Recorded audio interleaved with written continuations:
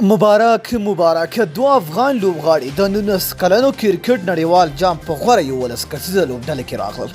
دا چې کوم افغان لوبغاړي دي په دغه ویډیو کې را سره وګورئ، خو ویډیو را سره تر پایه وګورئ. ګرانو مینوالو السلام علیکم. د 2000 کال د 19 کلنو ترمنځ د کرکټ نړیوال جام څخه غوره 11 کسیزه ټیم اعلان شو چې پکې دوه افغان لوبغاړي هم شامل دي.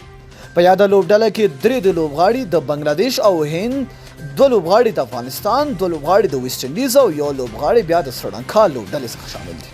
محمد الحسن جوی، شهادت حسین او اکبر علي د بنگلاديش 19 کلنې ملي لوبډلې څخه، یشوی جیسوال، روی بشنوي او کارتیک تیاګي د هندستان 19 کلنې ملي لوبډلې څخه، ابرهيم ځدران او شفیق الله غفارى د افغانستان 19 کلنې ملي لوبډلې څخه، نیمیانګ او جیډن سیلز د ویسټ انډیز 19 کلنې ملي لوبډلې او رویندو سراسانتا بیا د سریلانکا 19 کلنې ملي لوبډلې لوبغاړي شامل دي. د یاد 11 کسیزو لوبډلې ترڅنګ بیا د لوبډلې لپاره 12 لوبغاړي هم ټاکل شوي چې هغه د کاناډا اکیل کومار دي.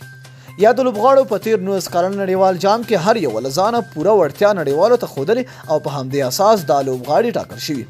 په افغان لوبډله کې ابرهيم ځدران او شفیق الله غفاري هغه لوبغاړي وو چې یوې په توپخانه او بلې بیا په توپ اچونه کې خورا ښه وځلېدل او د نړیوالو پام یې ځان ته راواړاوه.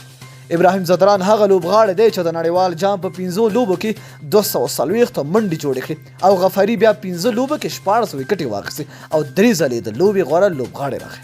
د 19 کلنو ترمنځ د کرکټ نړیوال جام د تیر یکشنبې په ورځ د بنگلاديش 19 کلنې ملي لوبډلې په اتلولۍ سره پای ته ورسېده.